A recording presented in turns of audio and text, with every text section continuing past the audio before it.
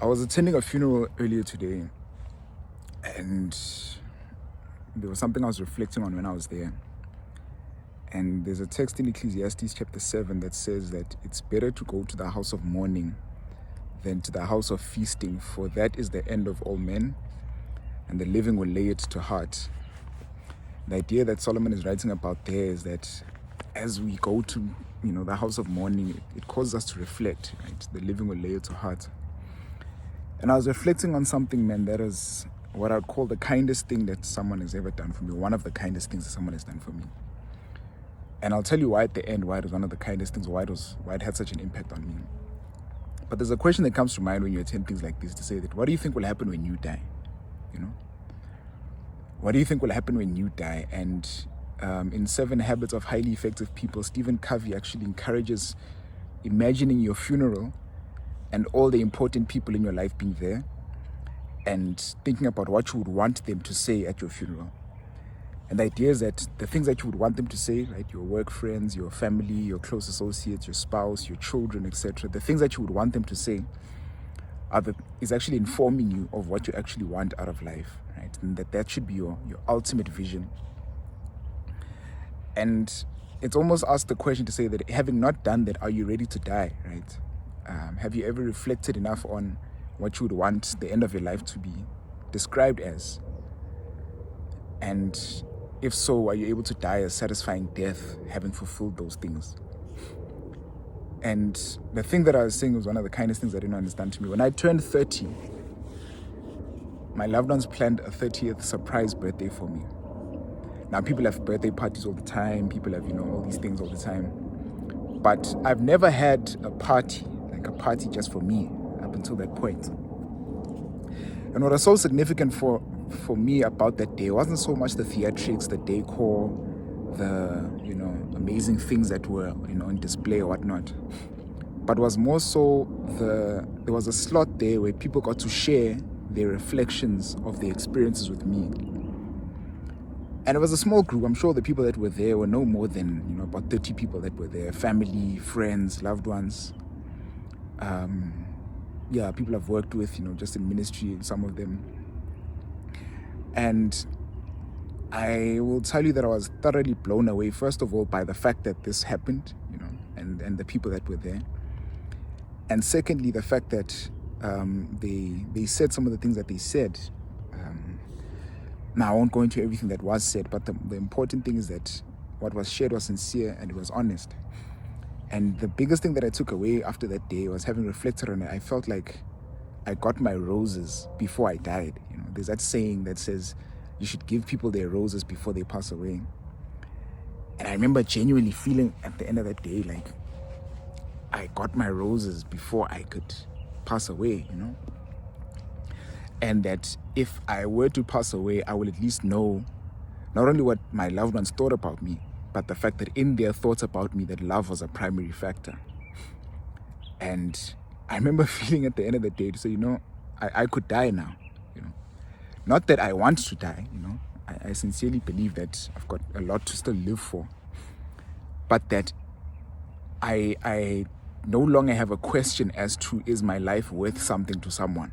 Because my family and friends could say sincerely, without any force, that at least my life was meaningful enough to them. And this is despite anything that I may have felt was huge or significant or what. But there was something about the consciousness of being appreciated that filled me with so much meaning and fulfillment that I was like, you know what, man?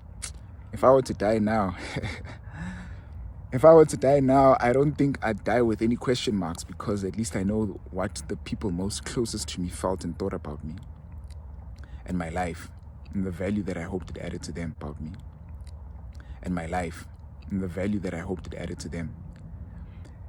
And I could say the same about their lives, about the lives of those who were there, at least, the value that they've added to my life.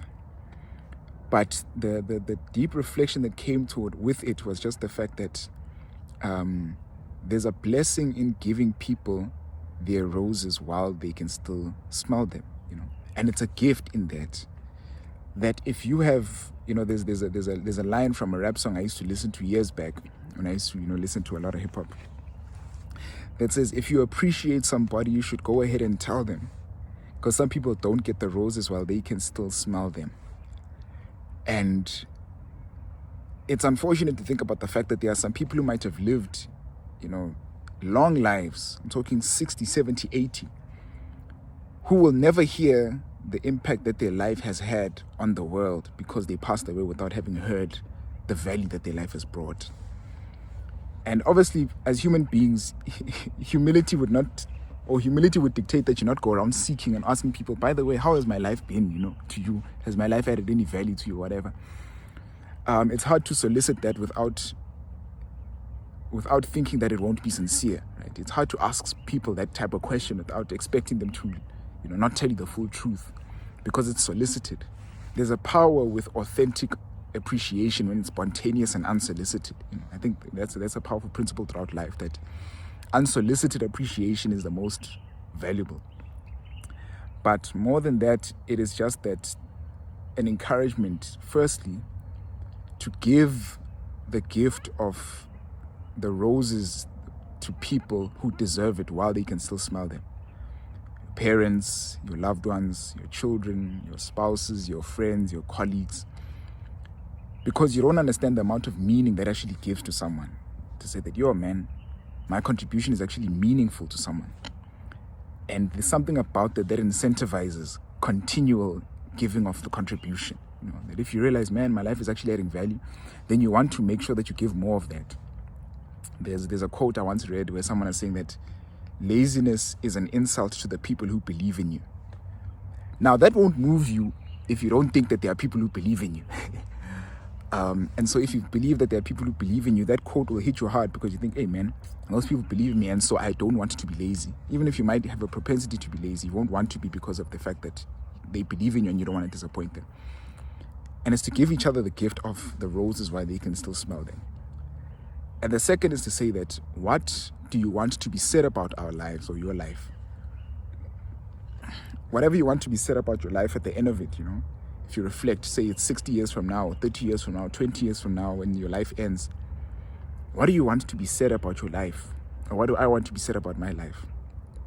Whatever it may be that you want to be said about your life, live accordingly. Right?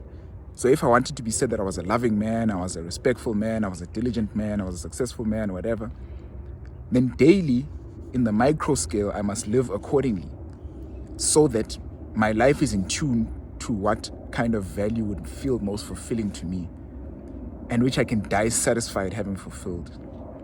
So that whatever is the end picture, what you want to be said about you by your loved ones, by your friends, by your family, to live accordingly, And that's purpose-driven living, to live in view of the value that you would like to make to the people who you love the most when the end of life shall last.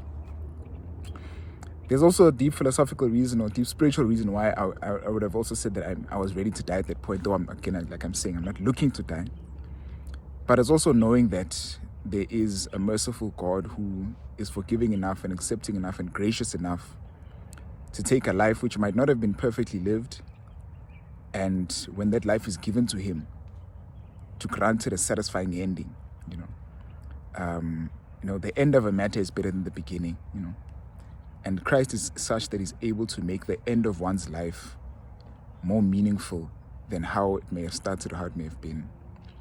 I think of the man who died on the cross next to Jesus, the thief on the cross, that he would have had a life where his life might not really have had that great of a record. But because of the fact that in his dying moments, he gave his life to Christ and he made use of the opportunity that was given him, his life record was it ended on a good note. And while I don't want to be gloom and glim and dark in this message, it's to say that, amen, the lives that we have to live, let's make them a meaningful one. At least that's what I want to do. And hopefully encourage you to do the same. To say that your life is already fully invested with meaning. It's fully invested with value.